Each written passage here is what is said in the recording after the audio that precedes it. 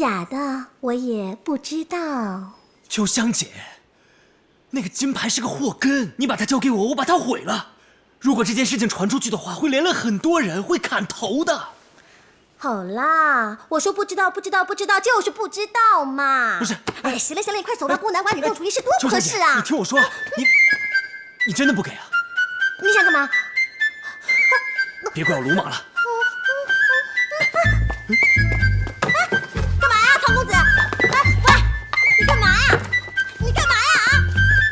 喂，你怎么乱翻别人东西啊？我告诉你，你这人怎么这样啊？你这样的话，我要叫人了！我告诉你啊，佳姐，佳姐，佳姐，佳姐，好了，嘘，不要，再见。嘘，别叫。贼人在哪儿？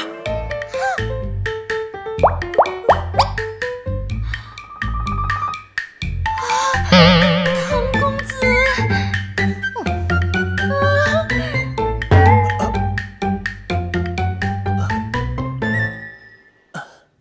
哎呀，唐公子，我真的不是故意的，我你原谅我好不好？好，我现在有急事，我先走了。哎，不许走，不吃完不能走。我吃不了这么多啊。要不你全带走吧？你给我这么多，我可拿不动啊。哎，这样，我把你送到家里去。别，我还是带走吧。带走。好，也好，你全拿走，全拿走。好。哎，你全带走。唐公子。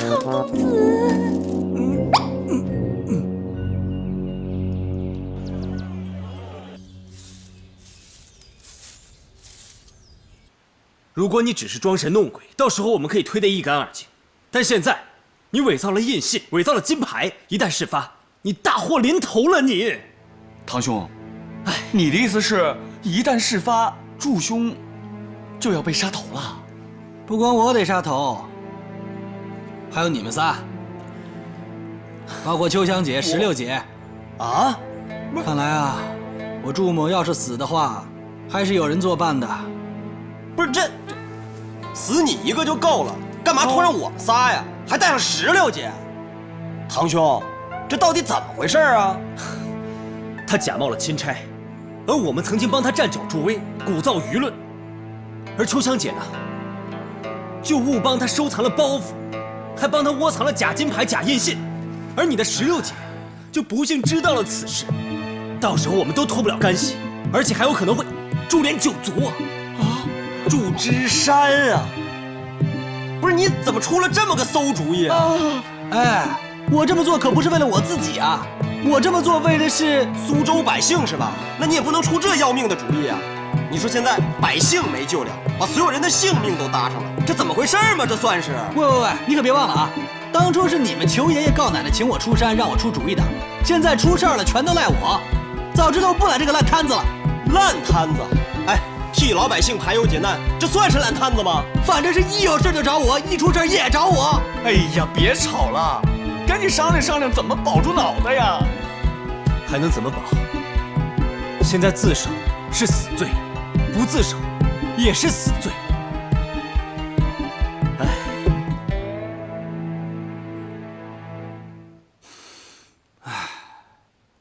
事已至此，担心也没有用了。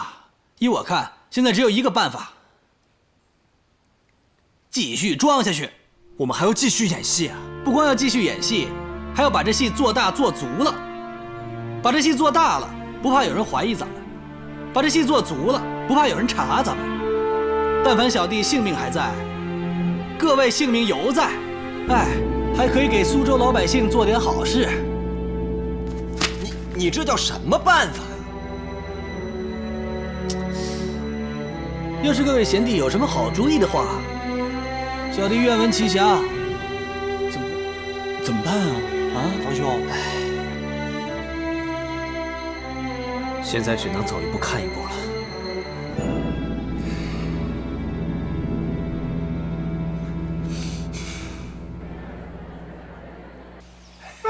所以，秦李两家争地的案子啊，还请大人为小人做主啊！行，我知道了，给你做主啊！去。大人，您可得记住啊！我不会忘记的，不就是秦家和李家争地的事儿吗？你姓秦对吧？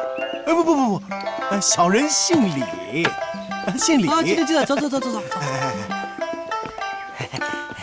禀公子，有何事相求？牛家村有一刁民朱仲义，此人从小品行不良，作恶多端，鱼肉乡里，而且还身背数条人命。姑苏城竟然有此等恶人，你要让我把他给关起来是吧？不，这厮已经被抓了，而且还被判了个斩监候。那你为何求我？我求公子无论如何救他一救，您千万别让他死了。救他是为什么呀？不瞒公子，他还欠小人1000两银子的高利贷，至今未还。我怕他人死了，债没了，所以求公子无论如何救他一救，救他一救。谢谢公子。喝一个，公子，请我回为你做主的方向走吧。我还没说什么呢。哎呀，等你下次来，我给你写个条陈不就得了？放那儿走吧。来。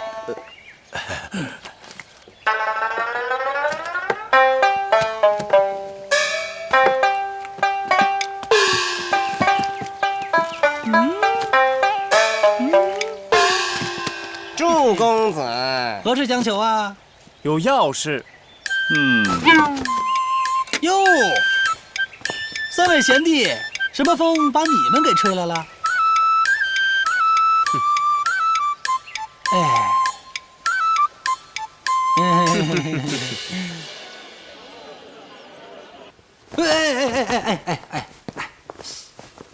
坐下。你要假扮钦差你就办呗，为什么要收贿赂呢？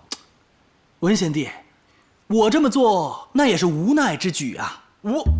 现如今有哪个钦差不收贿赂？若是我不收的话，必定会让他们看出来破绽。到时候事情一败落，这帮流氓没有了震慑，那遭殃的还是苏州百姓啊！就是你怎么说都有理是吧？不是，我这么做为的不是我自己呀，我这么做为的是苏州城的百姓。原来祝兄是为了老百姓才受贿的。生我者父母，知我者伯虎啊！终于有人理解我了。你们想想看，有谁愿意背负着贪污受贿的恶名啊？我这么做不是为了我自己呀，我这么做为的是苏州城的百姓。那这么说的话，所有恶人全让你一个人做了，那我们有愧呀。别愧疚，千刀万剐有我祝枝山。行了，要收你便收，但是有一条，不许作恶，不可以。文贤弟放心，祝某心中有数。大家消消火，来坐。王爷，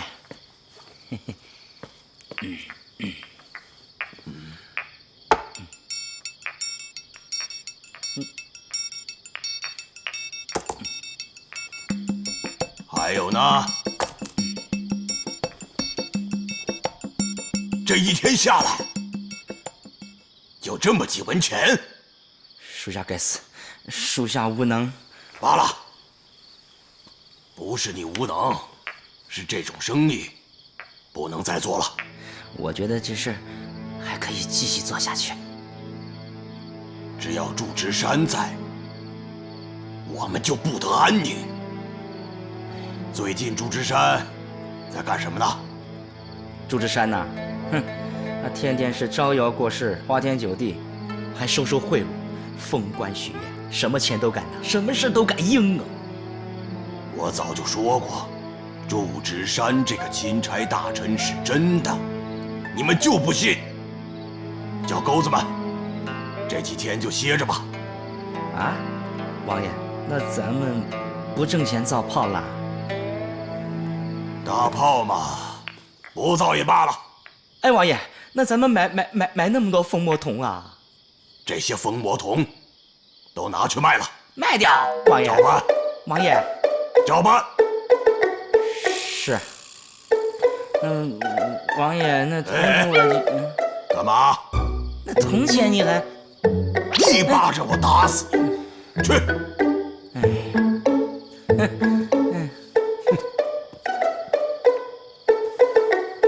这几文钱也是钱呐。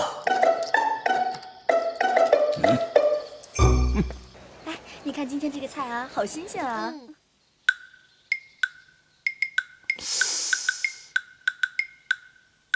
好像是不怎么像啊。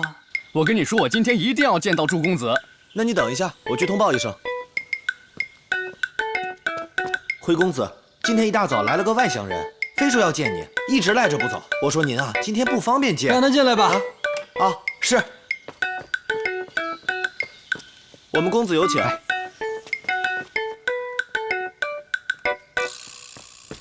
公子，就是他。哎，小人参见祝公子。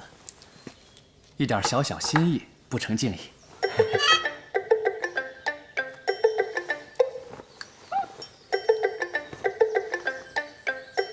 尊驾来此为何？小人何贵儿，本是嘉兴人士，1年前来到苏州，以贩油为业。可谁知道最近来了一帮地痞无赖，以查私盐为由，对小人进行勒索。小人已经是倾家荡产了。难不成你是想请本公子帮你惩恶除奸呢？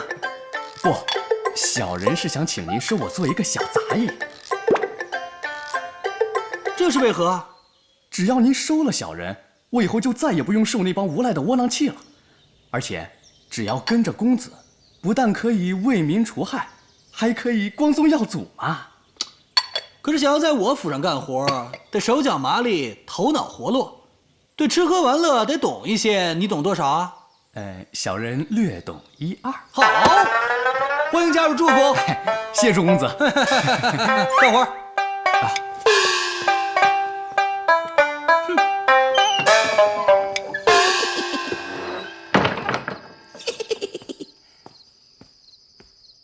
姐夫啊，姐夫，姐夫，你干什么呢？你怎么来了？是你让我来的。哦，对了，听说你跟华府的管家相熟啊？啊，说起来算是一门远房亲戚。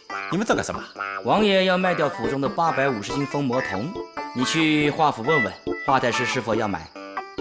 姐夫，即使要买，何必去找华府？我不去。因为我断定他不会买。他们既然不买，咱们何必去问？一定要问，因为我根本就没想卖。姐夫，你是说？我其实就想找个借口，说这封魔铜卖不出去，只要这封魔铜还在，咱们就可以接着怂恿王爷造炮。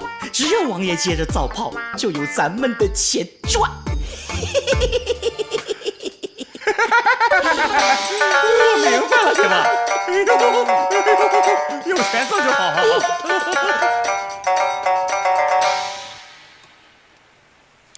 哎呀，你们看看，咱们都何德何能啊！天天海吃海喝的，这不是暴殄天物吗？文贤弟，你这就此言差矣了。什么叫暴殄天物啊？我们之所以这样做，那也是为了帮助苏州黎民百姓啊。是啊，文公子，就算是为了饱口福之欲，那也是符合圣人之道的。子曰：“食不厌精，饭不厌细”嘛。不是今天好不容易文兄不约了吧？你又在这约上了啊？客官，清蒸鲈鱼，请慢用。怎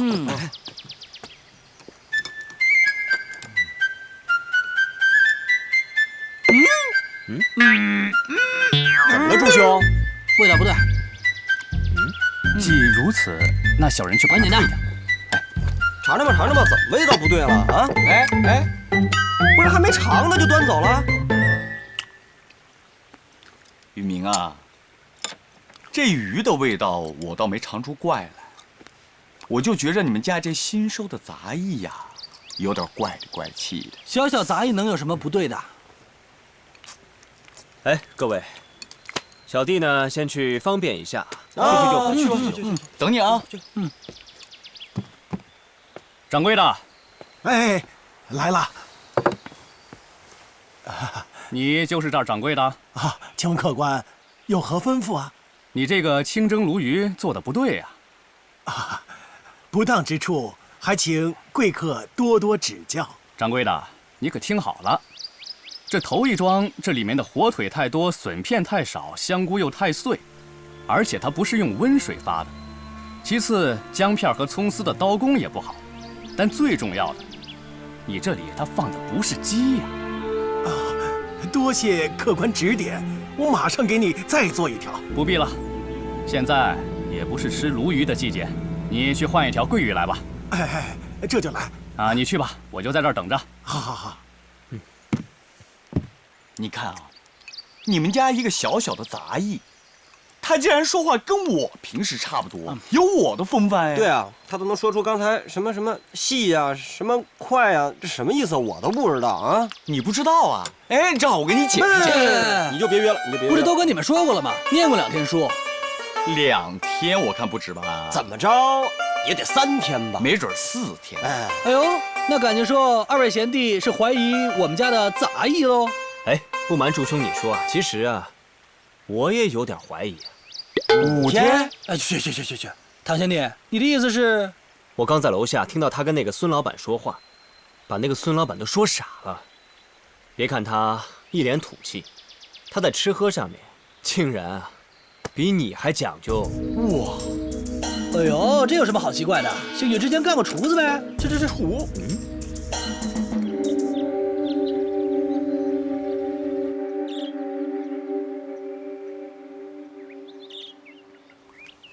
老爷，您怎么在这儿啊？你刚才去哪儿了？我到处找你啊！哦，刚才宁王府的雷顺来了。老爷，出什么事儿了？出了大事了！哦，我刚才在伙房里清点东西，少了一枚鸡蛋。老爷，这中午您不是刚喝了一碗蛋花汤吗？是老夫糊涂了。来，跟我说说，雷顺找你干什么呀？他说宁王府有850斤的封魔铜要卖。宁王要卖封魔铜？他不想造炮啊！哎呦，还造什么炮啊？他现在没那钱了。不可能啊！前一段时间，他和知府2个人勾结私卖盐，搜刮民财，搜刮了很多钱呐！这么多钱都哪去了？那是以前，现在是祝枝山做了钦差，他们呢不敢做这个买卖了。这个祝枝山，简直就是断了我的路！就是不对呀，老爷，这明明是断了宁王的路啊！哎呀，糊涂啊！有祝枝山在，宁王他就不敢捞钱，他捞不到钱就没法造炮，他造不了炮就没法谋反，他不谋反我就没法告发他，不告发他我就立不了功，朝廷就不会重用我，我就回不了京城。哦，这么说啊，这祝枝山呐是罪莫大焉，哼，简直是死有余辜。对，死有余辜。哎，柯老爷，人家现在是钦差呀！哎呀，钦差，他有一点钦差的样子吗？哎，这谣言都这么传，由不得您呐不信。你说这个谣言，它是从哪儿来的呢？老爷，这谣言啊，就是从咱们府里面，从我们府里传出去的。对。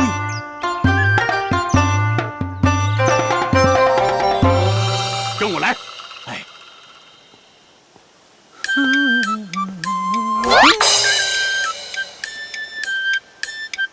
何贵呀，今天我要去万花楼会会李花魁，有些规矩我得跟你交代一下。公子请说。这青楼里面啊，有些忌讳的，尤其是在早上，有些字儿是绝对不能提的。公子，您说的是神鬼庙桥塔、龙虎梦妖崖这10个字吗？你怎么知道的？小人是听别人说的。什么人？是小人做卖油郎的时候听说的。你没跟我说实话。没有啊，公子，千真万确。你肯定没有对我说实话。当初你刚来的时候，我问你吃喝玩乐你懂多少，你说略懂一二，可现如今可不是略懂一二，简直就是各种高手啊！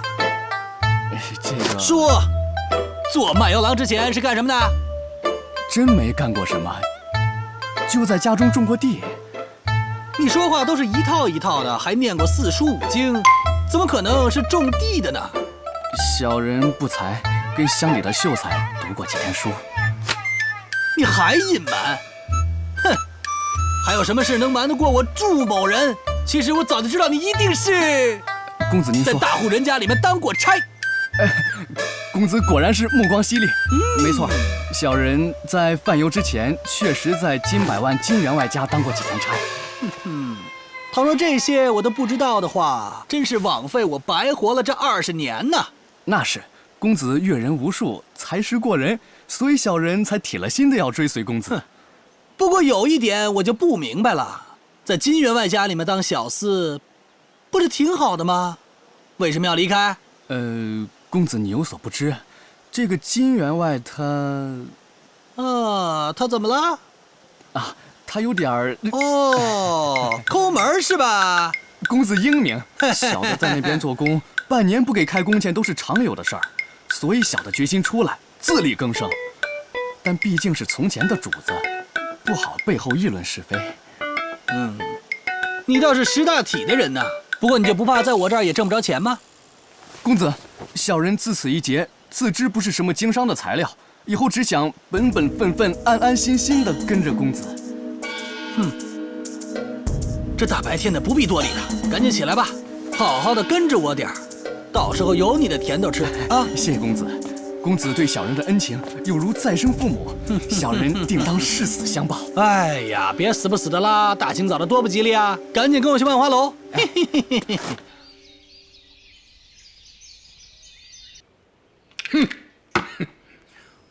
你等还不从实招来？老爷，我二人不知道罪从何来，如何招啊？难道你们不知道妖言惑众那是死罪啊？老爷，妖言惑众是死罪啊！去，少跟我装疯卖傻！你以为老爷我真是傻瓜呀？看来不动点刑具，你们俩是不会说实话的。我告诉你们，老爷，咱家有刑具？有还是没有？不，反正知府大堂有啊。对，把他们两个押到知府大堂去，狠狠的每个人打一顿板子，我就不信他们两个不说。老爷，都是我一人所为，跟16无关的。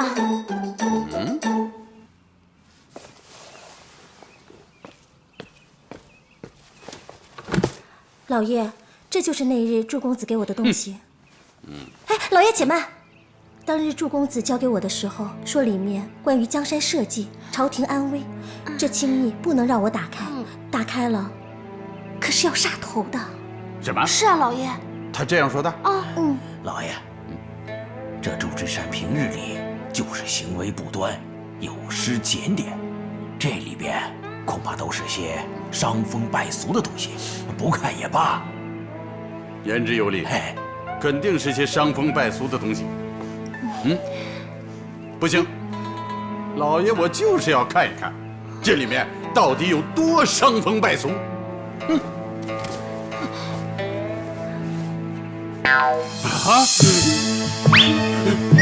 老爷，我可什么都没看见啊！我什么都没看见。我也什么都没看见。既然你们都没看见，我也没打开。你们两个赶快给我查出这个东西的来历。老爷，我们没有看到，你也没有看到，怎么查呀？是啊，老爷。哎呀，你查一查这个包裹的来历。是。我们才不帮你查呢。老爷，那东西它是真的吗？你不是没看见吗？老爷，我是真没看见。不过没看见也想知道真假。有可能是真的，也有可能是假的。但是不管怎么样，都是为了整宁王。是谁想整宁王？不管是谁，只要是敢在老夫面前整宁王，那就是跟老夫作对，明白吗？明白了。还有，宁王的800多斤封魔铜呢，一定不能让他卖出去。好说啊，给他造个谣，保管他卖不出去。有你的。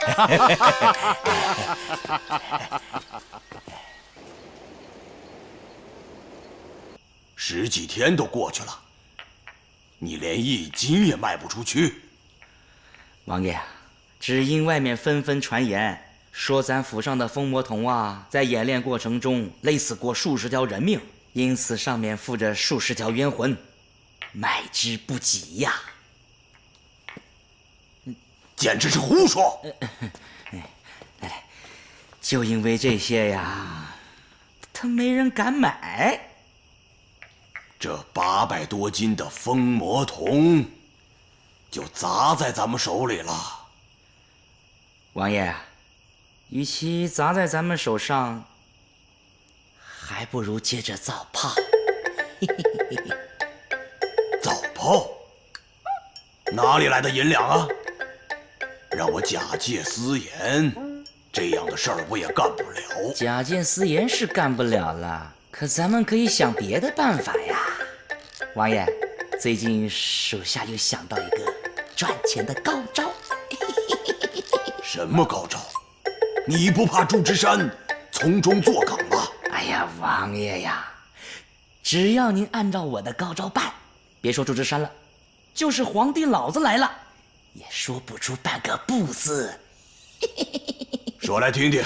这个高招啊，有个名号叫晒龙法，就是找几个大汉，然后妙计，真是妙计呀！只要知府大人站在我们这一边，那就是万无一失了。那小的这就去面见知府大人。慢着，知府大人不是被祝枝山吓破胆了吗？王爷放心，小的自有主张，我这就去。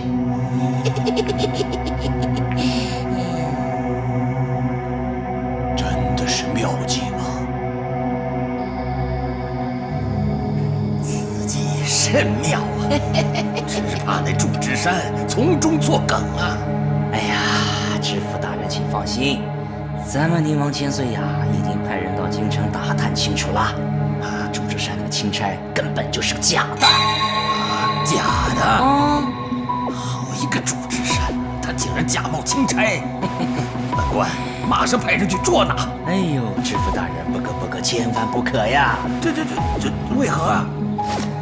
哎呀，这祝枝山虽说是冒充的，可他自己从未自称钦差呀。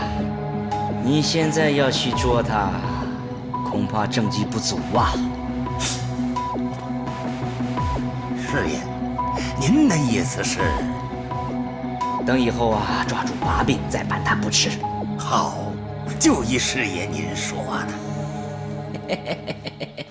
哎，刚才我说的那个计策，哎呦，师爷，那太好了，你尽管去办。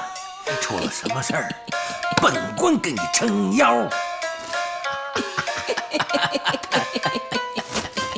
告辞了。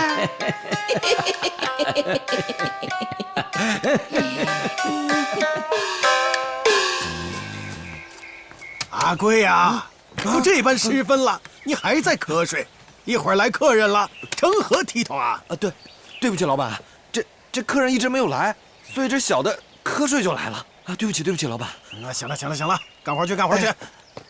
哎呀，今天都这般时分了，怎么还不见一个客人呢？急死我了，真是。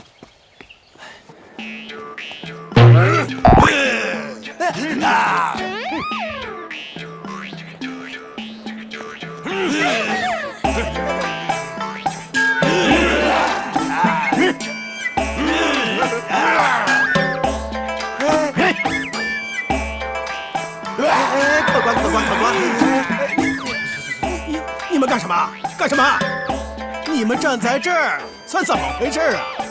啊，要吃饭里边请。哎，怎么不说话？哎，哑巴呀？都是哑巴吗？老板，你聋了还是瞎了？谁是哑巴？哎，那他们这是？他们都是我兄弟。今天天气不错，出来晒下龙。晒龙？对呀，你没看见他们身上都刺着龙吗？这龙嘛，就要经常出来晒一晒，才能强身健体，上下通畅，龙腾虎跃，龙马精神。他们几个站在这儿，我怎么做买卖呀？你做你的买卖，我没有拦着他们呢。你做你的买卖，我晒我们的龙，咱们两不相扰。可是他们就这么站着，我的客人怎么进来呀？他们应该是走着进来的吧？我们没有拦着他们。哎呀，那要晒到什么时候啊？也不晚，等到关门的时候就可。啊？哎，那为什么非要在我这儿晒龙啊？你们这里风水好啊！来吧，聚聚会，这里风水好，正适合晒龙。风好水好风景好，龙腾虎跃龙精神，有吃有喝长志气，晒龙晒出好风景。行了，我说大哥啊，你让他们到别处去晒吧，这是一点小意思，不成敬意，让大家喝茶去吧。喝茶？啊！来吧，聚聚会，这里风水好。行了，别唱了。那你说多少才够啊？100两。啊？100两？你这不是讹人吗你？太好，你等着。你要干啥？你说我要干嘛呀？我给你拿银子去呀，我。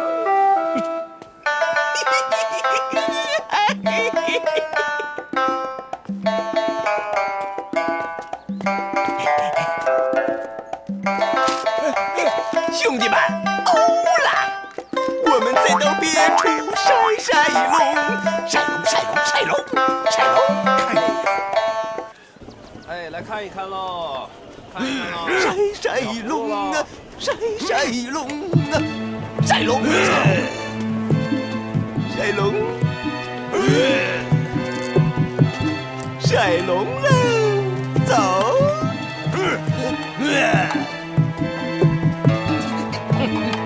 什么人呢？卖扇子，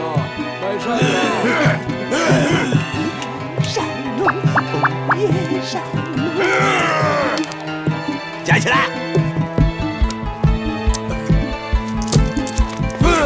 晒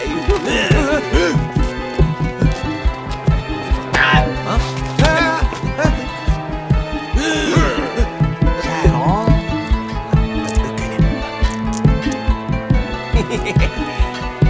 我们再到别处晒龙啊！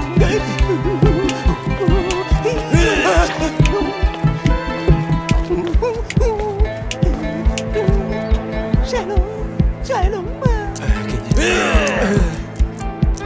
不错，晒龙，晒龙。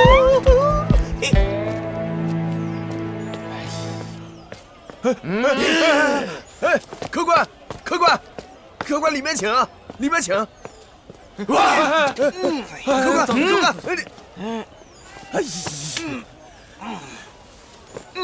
你们走不走？想让俺们走啊？拿银子来。有银子我也不会给你们。弟兄们，都听见了吧？咱们接着晒。好，你们等着。想干啥？干啥？我去官府去告你们去！哼！爱上哪儿告上哪儿告去，我们等着啊！走。大胆刁民！你刚才所说的那大汉，他偷了你的，抢了你的？大人没偷没抢。哦，烧了你的，砸了你的。没烧没砸，打了你的，骂了你的，没打没骂。啊，他既然没偷没抢没烧没砸没打没骂，那你为何状告人家？哎呦，大人，他们影响我做生意呀！大胆刁民，竟敢无事生非，搅闹公堂！来人呐！有，给我乱棒打出！是。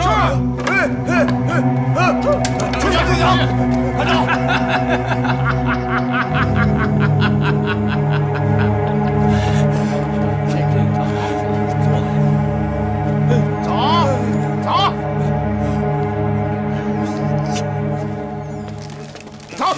100两银子，给，快，走吧，100两啊，100两啊，100两，不够啊！哎，别人家不都是100两吗？你刚才扬言去衙门告状啊，吓着弟兄们了啊！再加50两，应下钱。哎呦！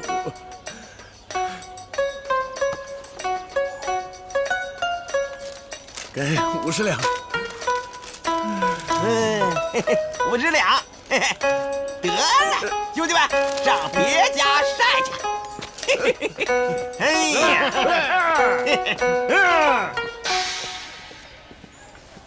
臭嘴呀！哎呀！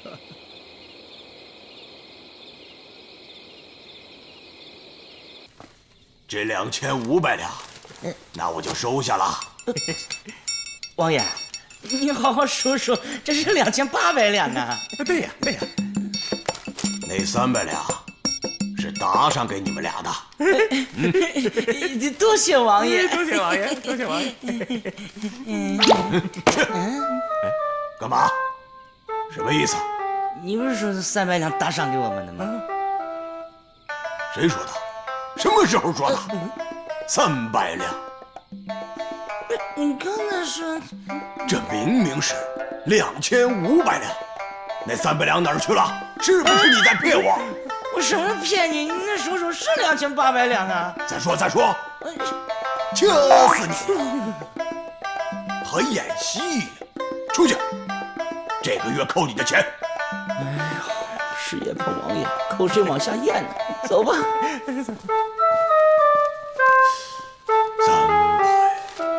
400、500、600，是2800两啊！我说怎么没客人呢？你们怎么又来晒龙了？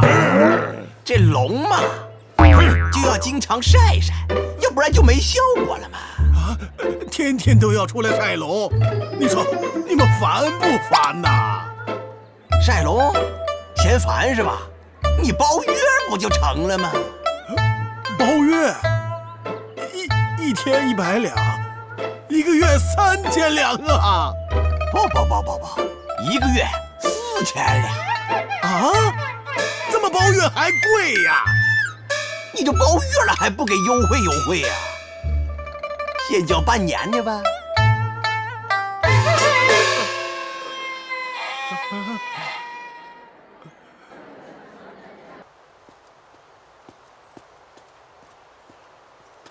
这生意都没法做，就是啊，请朱公子为小民做主啊！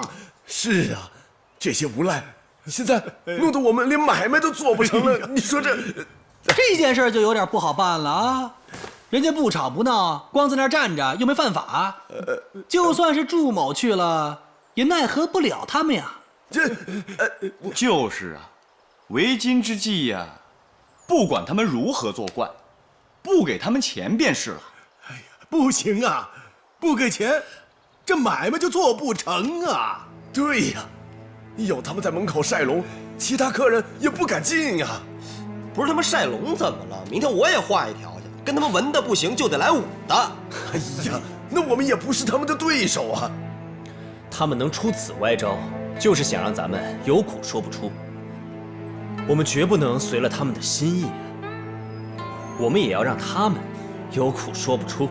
哎，唐公子，我怎么听不明白呀？公子，依小人之见，这龙它可不能老晒呀，晒热了它可就渴了，你得给它喝水呀。你什么意思啊？这应该也是唐公子的意思。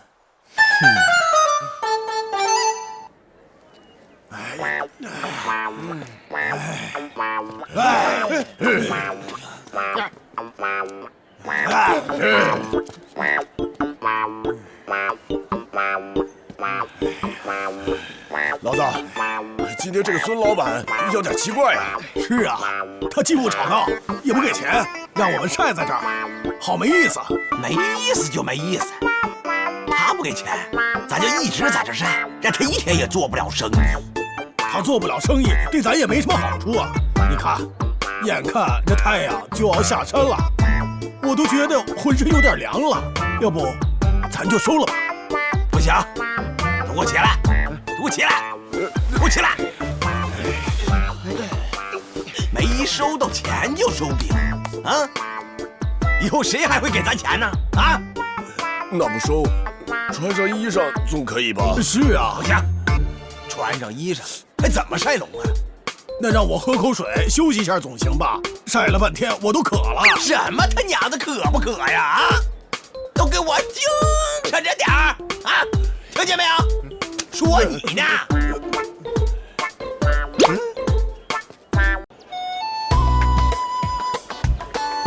抬头挺胸，昂首阔步，真是够气派。文贤弟，你瞧你和徐贤弟的样儿，真白瞎了我置办的衣服。你置办的？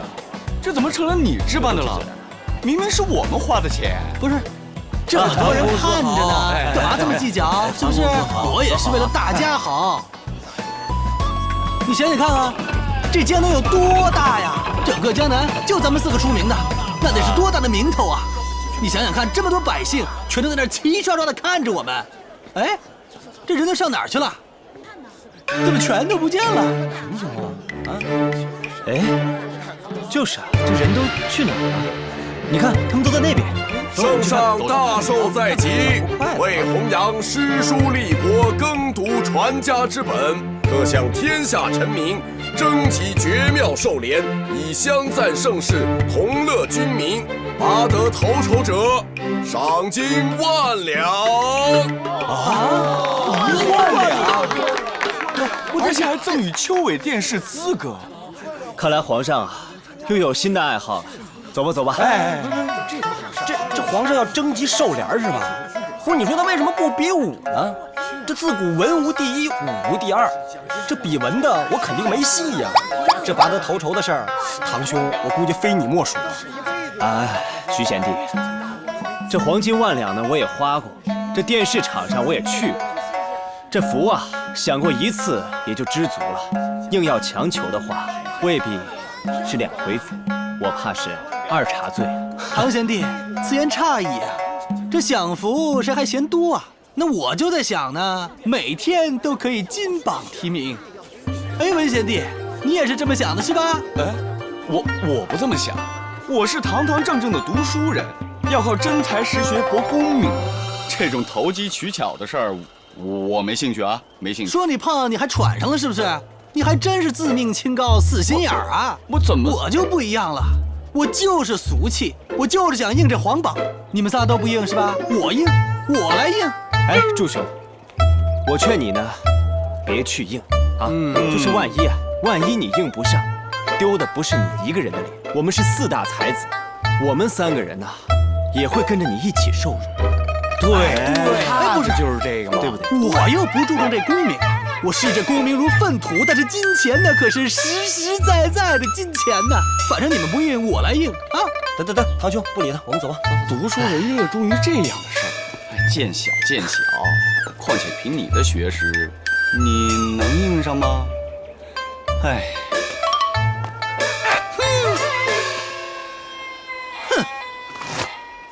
我就不相信我应不上。哼！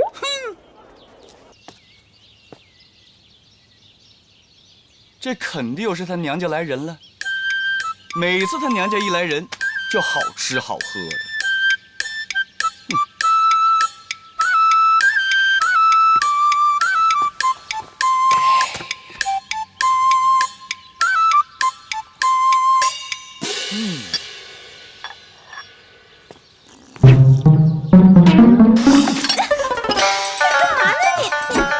夫人，姑奶奶，王母娘娘，咱们好歹夫妻一场，不至于因为一口茶就把我砍了吧？这茶是给你喝的呀？给我喝的？哦，我明白了，你这是过不下去了，备好了茶点，磨好了刀，准备逼我画画是吧？我肯定不画。哼，虽然我没有本事，挣不着钱，得不着功名，反正我就是不画。夫人，只有下辈子我才能给你幸福了。来，朝这儿看。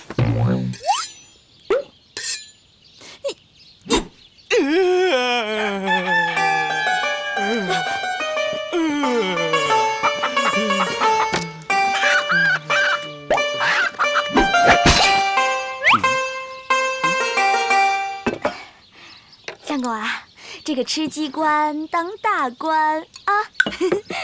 夫人，你还是先直说吧。你突然对我这么好，我有点不适应。对你好，怎么还不适应了呢？来，相公啊，我问你啊，你今天是不是去过那个东城门啦？去过。那你是不是看到那张黄榜啦？看上了。啊，夫人，你不会是想……哎呀，我就说我们夫妻俩一条心的嘛！你看啊，天上那么好的事情掉到我们家，多好的机会，是不是？你去应联，应好了呢，就能进殿试，进了殿试呢，就能当大官，当了大官，我就是诰命夫人了。你想当诰命夫人？那可不是，我当上了诰命夫人，让那些说我胖的人，哼，我全都砍了他们。吃鸡头，吃鸡头啊！吃。夫人，你想想看啊，咱们家虽然不是大富大贵之家，但是也衣食无忧。古人云：“知足者常乐。”以对联博功名嘛，有失学人的节操。古人还古什么古？古人给你洗衣服啦，古人给你做饭啦，古人陪你睡觉啦。大白天的，不足外人道也。什么大白天的？这嫁汉不就是这些事情？我可告诉你，你要是拿不到功名，我就不能当诰命夫人，我出去都比别人矮半截。你知不知道这女人比什么？这成亲以前呢，比的是花容月貌；成亲以后呢，比的就是男人。说你呢，男人。夫人，其实这事没得商量，不上心的东西。我今天可把话撂在这儿了，你要是不去应联，我就死在你面前。我要让全苏州城的人都知道，是你文征明羞死我的。其实这事儿我不是没想过，就是怕万一应不上，不是丢你的脸吗？你都没去应试呢，你怎么知道应不上呢？哼！哦，你是怕那3块料吧？哎呀，我们可以想个方法让他们不去啊！我都想好了。哎呀，这哪是君子所为呀？哎呀，我又不是君子。也对啊。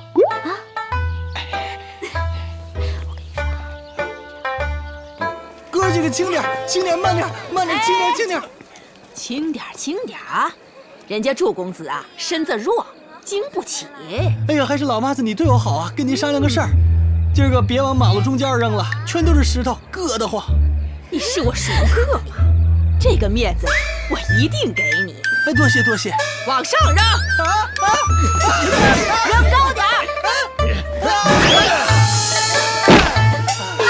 哎呦，我的屁股！哎呀，哎呦，哎呦，哎呀，哎呀，哎啊！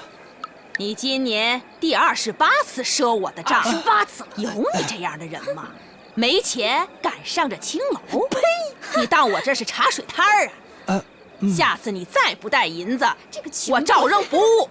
告诉你啊，今年年底必须把我的账还清，要不然你休想见到李花魁。哎，别介，老妈子，看在之前的份上，您就让花宝宝想着我点儿啊。花宝宝，就是。走。哎呀，幸好我早有准备，要不然这屁股就开眼花了。哼，等我有朝一日发了大财，天天找人扔你们玩。哼。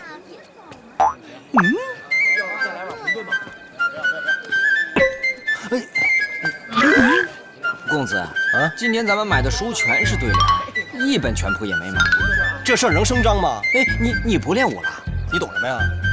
现在练武先放一边啊，立对联最重要。拿了头名得了赏，想买什么全谱买什么全谱，知道吗？走。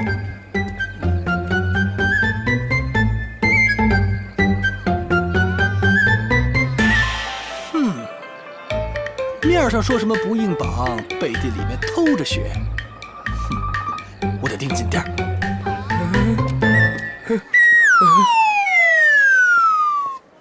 秋香姐，哎，秋香姐，秋香姐，秋香姐，我等你很久了。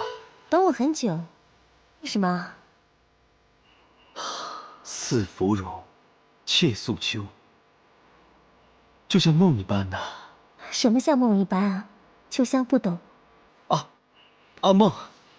梦在这里。秋香姐，我给你画了一幅画，请你笑纳。给我画的，是什么画呀？啊？来。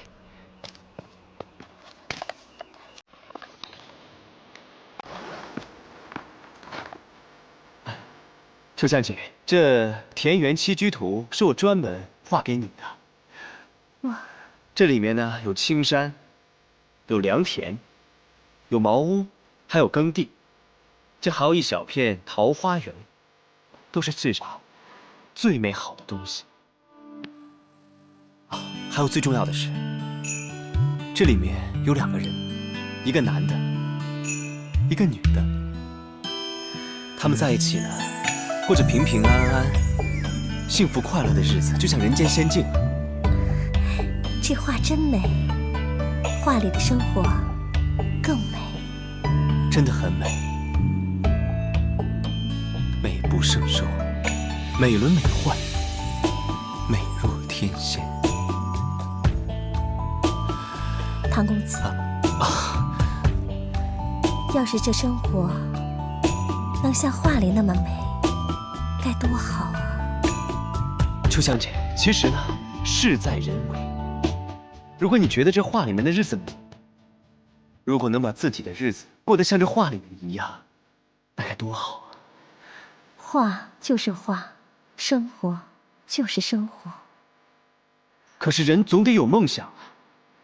如果能把这梦里面的日子，最终变成你的梦想，啊，岂不美哉？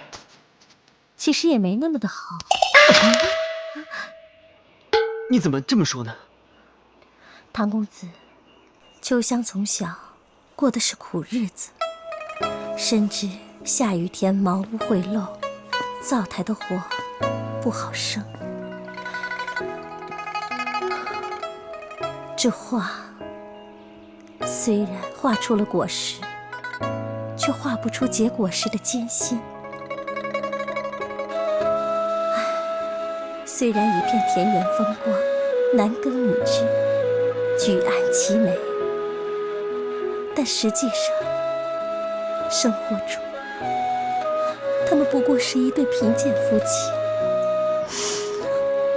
贫贱夫妻百事哀，冷暖自知，也并没有人们说的那么美好。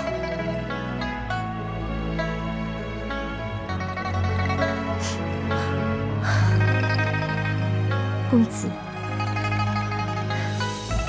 你知道我到庙里去求什么吗？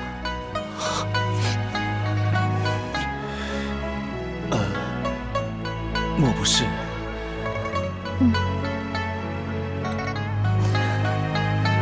唐公子，秋香心意已决。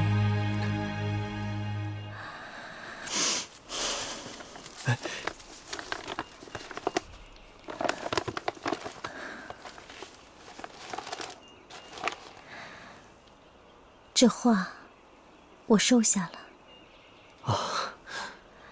倘若公子日后再要送，就送我一幅《百鸟朝凤图》吧。我先进去了，秋香告辞。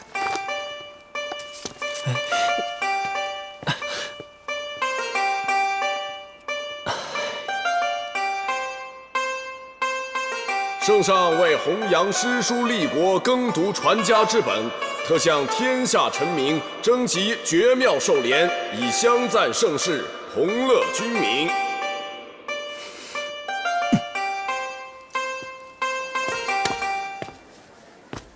不就是荣华富贵吗？不就是去京城锦衣玉食吗？为什么要去宫里面过苦日子？我也一样可以让你过上好日子啊！秋香姐，等着我吧，我会把你的梦想变成实实在在的好日子，只有我跟你一起过的日子。不就对联吗？有什么难的？银镜台前人似玉，金鹰枕侧玉如花。哈哈哈哈哈哈哈哈！决明子来了。哎呀，决明子安神呐！看来文兄昨晚又是通宵苦读了吧？没有，我苦读什么呀？我今天又不考科举，不用。那文兄的意思是，不用考也能得功名？不用考得功名，说什么呢？我都不懂什么意思。天对地，雨对风，大陆对长空，山花对海树，赤日对苍穹，雷隐隐，雾蒙蒙，日下对天中。风高秋月白，雨霁晚霞红。牛女二心河左右，参商两曜斗西东。10月塞边，飒飒寒霜金树里。3冬江上，漫漫朔雪冷渔翁。好，文兄，不错，文兄不错啊！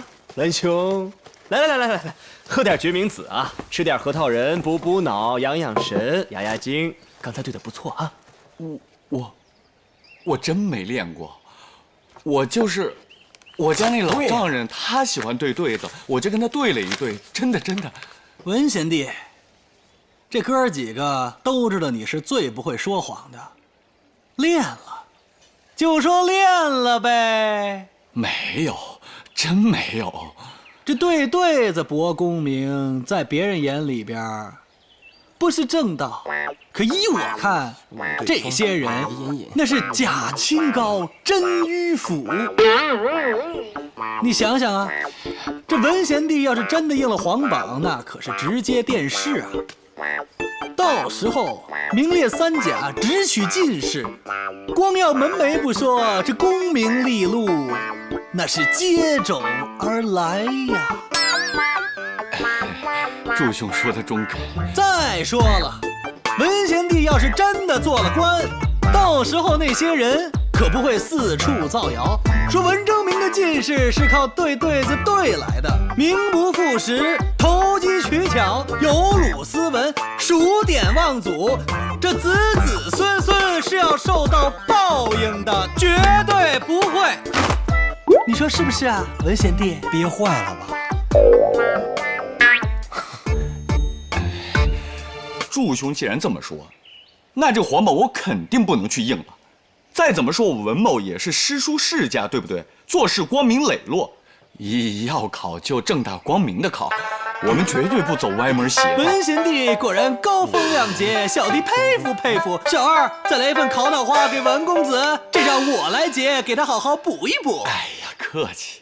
哎，祝兄啊，你这荷包向来只进不出啊，为何这皇榜一出，你这荷包也跟着出了？哎，汤贤弟，既然你这么说，我就不跟你绕弯子了。这次应皇榜的事儿啊，我看你就算了吧。你一向清高的，别让这些功名利禄侮辱了你的高洁。那我就不一样了，是不是？我是喜欢钱的，更喜欢赚钱。明说了，这次我就是冲着钱去的。你瞧你那点出息啊！我这次可不是为了钱啊！我到京城呢，我就是找一个大师，我去跟他学飞天之术。我说你就算了吧，徐贤弟，京城没有武学大师，就算有，那也是蒙人的。我说你就好好待在苏州城里面练着你的飞天之术，到时候练成了，你可就称霸武林了。要是你非得去京城做官，那可是天天的交际应酬，恐怕这武学也就荒废了。有道理啊，那我还是得看飞天术是吧？还是得看这个。诸位，依我看呀，这次应皇榜的事，你们3位就退出好了，由我来。到时候我一定拔得头筹，中了，这钱我分给大伙如何啊？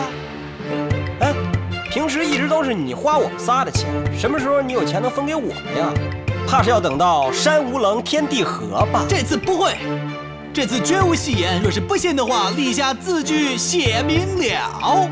如果我要是真的中了，得了钱分给大家。你还记得我们4个哥在一块儿叫什么来着？江南四大才子啊！既然是江南四大才子，那就应该同进退，对不对？要考，我们4个一起去考。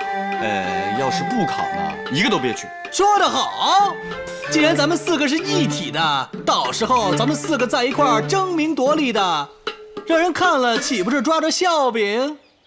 依我看，我们还是派一个人代表我们江南4大才子去应这个榜，如何呀？我看，选不如举，举不如比。与其选一个人去，倒不如我们4个先比一比。对联打通关，谁赢了让谁去，怎么样？走吧。好啊。对就对，走吧，走上。现在就去啊！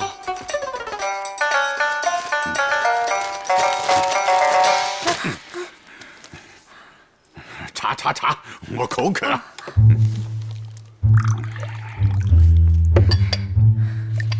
老爷，要不你就歇一会儿吧。哎呀，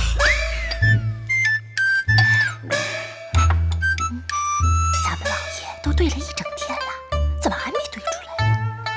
哎，可惜那几张纸啊！你想啊，这老爷写的全都是福如东海、寿比南山这种陈词滥调，这有什么用啊？估计是老爷当官当习惯了，只会这种陈词滥调，也写不出什么新意。石榴，茶呢？啊，哎，老爷在你手上啊。哎呦，你看我这，秋香，快把它扔掉，扔掉。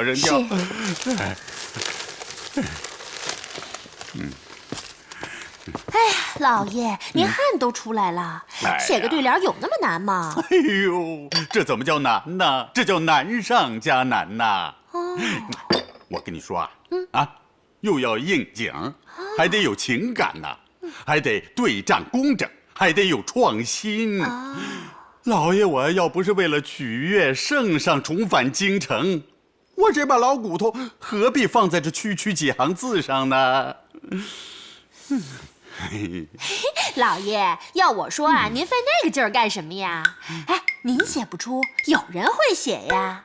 你让他去写，写得好呢，就给点赏赐，比如说赏个丫鬟什么的。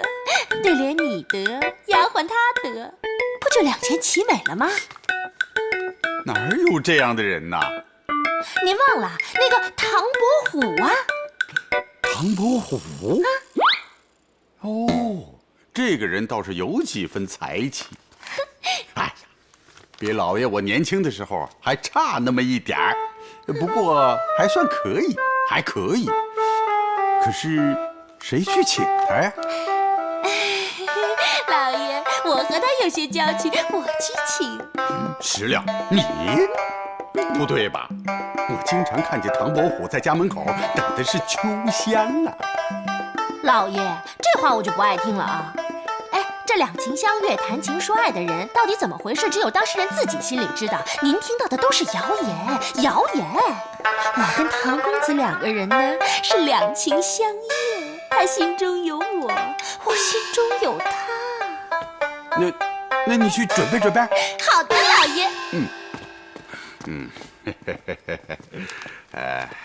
老爷要不我就随石榴一块儿去吧？为什么？老爷，你想啊，这石榴跟唐公子两情相悦，心中都有彼此，万一他们一时贪玩，忘了写对联，可不就耽误了老爷的大事了吗？对，这是大事，这是天大的事啊！秋香，这样你去找管家去支些银子，买些礼品，一定要把那个唐伯虎给我请到啊！是老爷，秋香这就去办。秋香，老爷您放心，秋香1分钱都不会多花您的，谢老爷。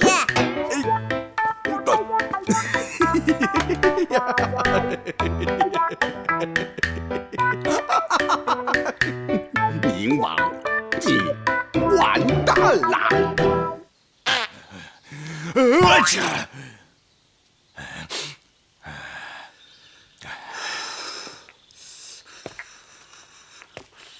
师爷，写的怎么样啊？王爷呀，经过我殚精竭虑、搜肠刮肚、掏心掏肺、百折不回、千锤百炼，终于为您写下了旷世绝古、浑然天成、奇思妙想、纵千金而终不可得的大寿联呐！看看，您看看啊，南山新作颂啊，北海喜开尊。吉祥。还有呢？还有，看看啊，上联德如高雨都润泽。下联看看啊，寿比松柏市长春。这个看看啊，五岳同尊为松峻吉。不错。万年上寿如日方中。还有呢。好。哎呀，慢着。啊，好像有点不对呀。怎么不对呀？这对联的诗，一对好的就是好，都是好的，那就不好。我们应该像蝎子拉屎一样，独一份儿，讲究创新，对不对？对，王爷所言极是啊！王爷说的太好了，王爷的英年造诣之深，小的是望尘莫及呀！少拍马屁啊！这寿联之事啊，看来总而言之，师爷，我感觉你写的真不怎么样啊，肯定不能拿第一。不过不要紧，我们可以找个高人来嘛。高人？高，谁是高人呢？你还记得吗？那个姓唐的叫唐什么来着？唐什么？啊，对，唐伯虎。我感觉他有点才气，你就把他叫过来。王爷，唐伯虎是文人，咱不能说叫。那应该怎么说？请啊！那就把他请过来。王爷呀，这叫跟请字是不一样，还有一个不一样哦。说。这叫招之即来，挥之即去，对吧？请就不一样了，请咱得有诚意呀，咱得有这个吧？明白。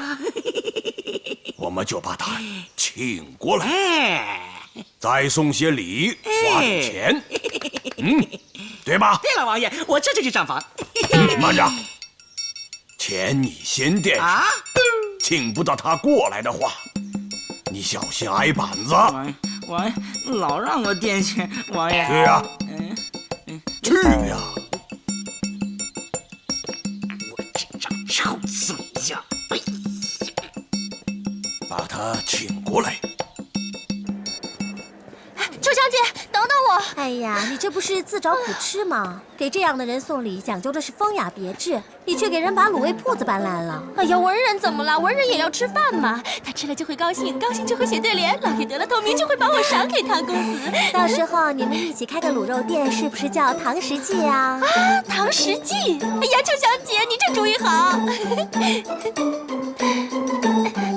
哎呀，安叔。唐公子，唐公子家没人啊？那怎么办？这些东西可得趁热吃啊！哎呀，石榴，你怎么一直想着唐公子啊？这个唐伯虎挺奇怪的，平时不想见他的时候，满眼都能见着，这会儿专门来找他，却不见人了。哎呀，秋香，这么说就不好了。要我说呢，唐公子是不知道我来，要知道我来呀，他肯定会在家等我的。唐公子要知道你来啊，看你打扮成这样，他都吓得不敢出门了。哎呀，你凭什么这么说呀？平时唐公子来找你的时候，你不搭理他，现在换成我要来，你就跟着来。你是存心想破坏我俩单独约会？石榴啊，我是担心你见了唐公子就忘了对联的事了。哦，我忘了，你就不会忘吗？你想啊，唐公子知道我要找他，一定不会让我来的。他一定愿意在咱们华府上晒上一天太阳，等我。哎呀，秋香，你再这样说，我不顾姐妹情深，我生气了。好了好了，咱们两个不都是为了老爷交代的事吗？别解释了，伤不起。哎呀，你不是宁王府那个师爷吗？你来这儿干什么？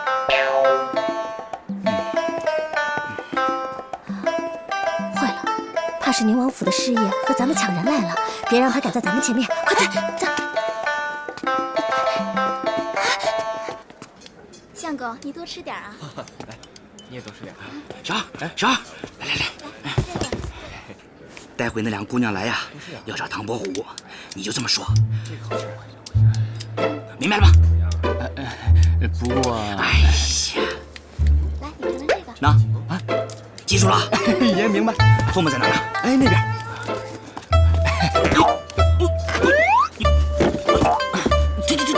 哎，好。小二，哎，来了。刚才还看到师爷在这儿呢。进去找找，别让师爷赶在我们前面了。去吧。小二哥，麻烦你一下，江南四才子之首的唐伯虎在这儿吗？来，吃这个啊，唐伯虎啊，哎，知道，哎，里边呢。哎，这位姑娘，您别莽撞，唐公子呀，他现在不方便见人。我跟他的关系可亲呢。哎，这事儿跟姑娘亲不亲真没关系，他是真不方便呀。那他喝个茶，他有什么不方便的呀？唐公子在方便，所以不方便。什么乱七八糟的！闪开！哎，我跟二位姑娘直说了吧，唐公子啊，在茅厕方便，出宫，懂吗？哼，我不信。哎，秋香帮我拿着啊。哎，姑娘，你别过去！你听我说，你别走啊，姑娘！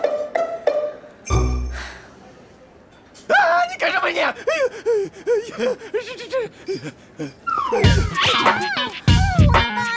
哎，是，姑娘，臭死我了！你骗我是不是？啊，快说，师爷在哪儿？左边门口。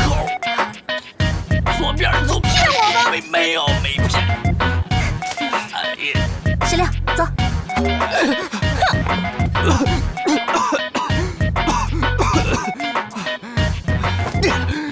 哎，是馄饨吗？糖葫芦，里面坐啊！又大又圆的糖葫芦哎！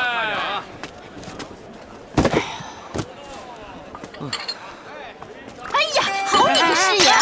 还有人喝茶你？老板是他打碎的。两位姑娘，是不是想喝茶？来，坐，我请客行不行啊？我先请你吃拳头。好你个狗头师爷，敢让我闻臭气！今天我要教训你！唐伯虎，你怎么在那儿呢？唐公子，在哪儿呢？哎，师爷呢？师爷，刚才看二位姑娘要找唐伯虎。您认识他呀？认识。江南的四大才子嘛，刚才他们4个还坐这儿喝茶呢，喝完以后就从南门出城去了。南门出城，那能去哪儿啊？好像是说到郊外的净泉山。哎，说来也怪，这4个人啊，像是着了魔似的，出口没有人话，全是对联儿，见什么对什么，一路走还一路对。石榴，走。哦，哎，姑娘，东西。不要了。哎。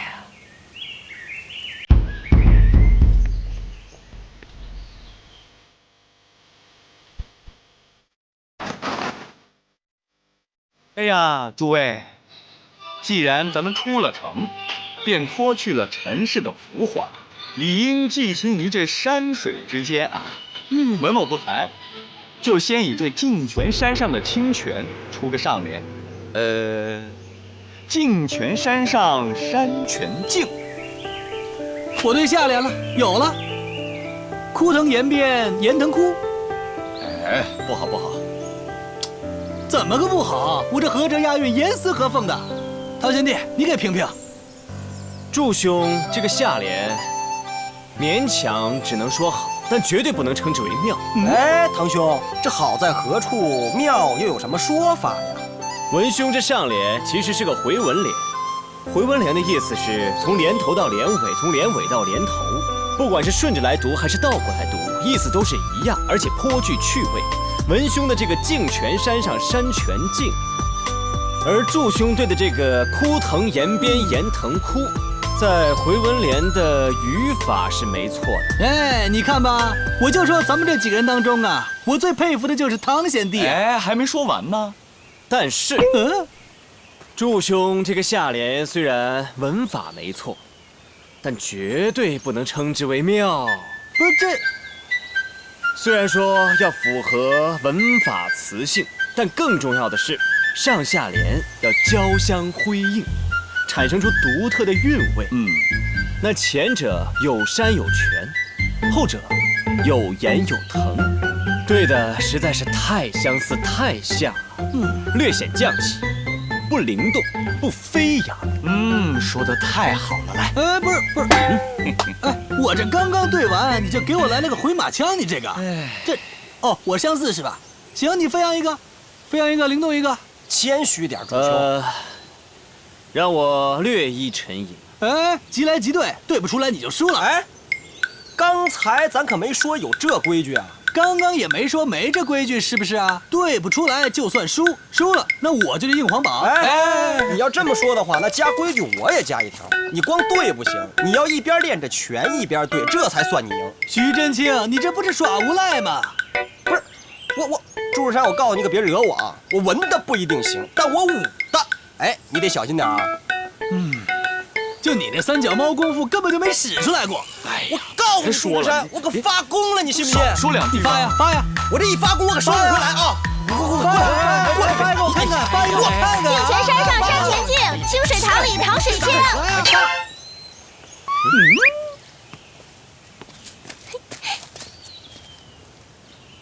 妙对，妙对，是了。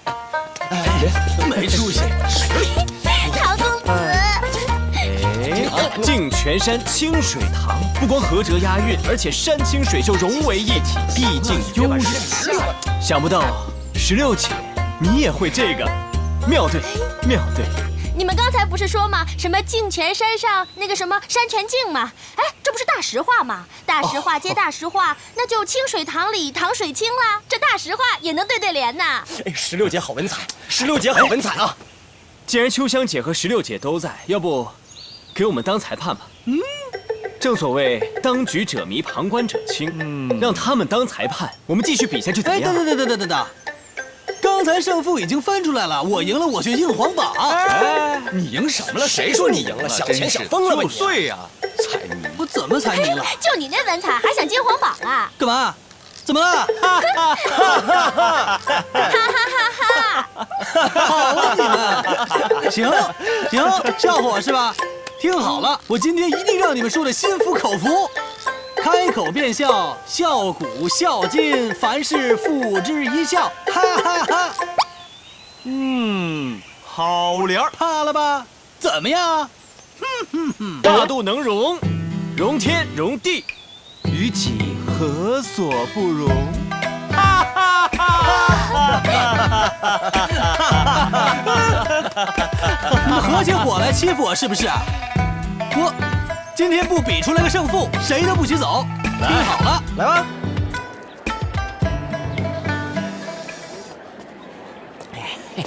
哎，米老三，你说你又不识字，你买这么多书干嘛？嘿，我不识字，可是我认识钱呐。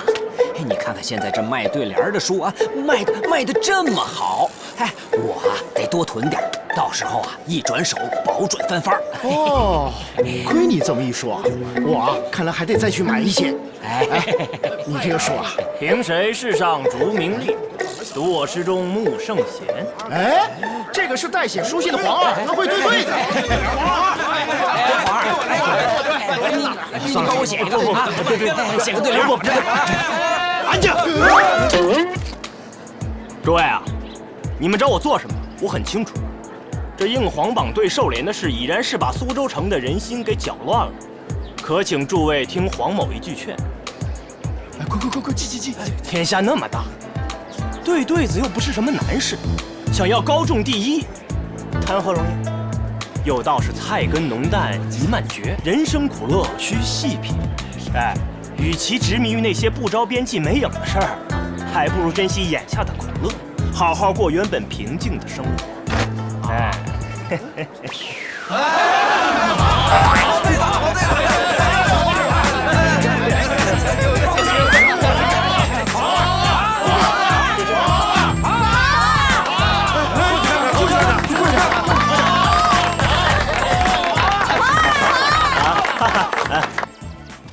糖葫芦，糖葫芦。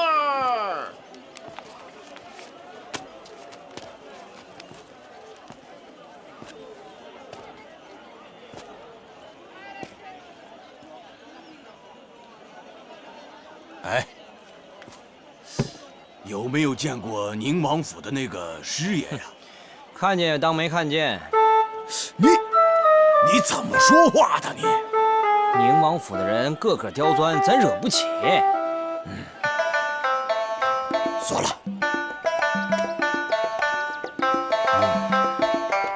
生意挺好，不错吧？啊！开开嘞，扇包子，热乎包子。大哥，天气热。哎，包子怎么卖？10文一屉。啊，10文一屉？哎呦，我小时候才卖2文。您说的是，那您到你小时候去吧。怎么说话呢？老爷我不吃了。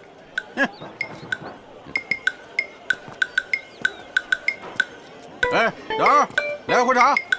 哎，客官来了。王爷，你怎么会在这儿啊？苏州城这么大，只许你在这里喝茶，别人就不可以来了吗？小二，给我听着，最好最贵的茶，快上！哎，小二，给我来一壶，要比他好。二位爷，不好意思，咱这就是个茶摊，只卖大碗茶，1文钱1碗，没更好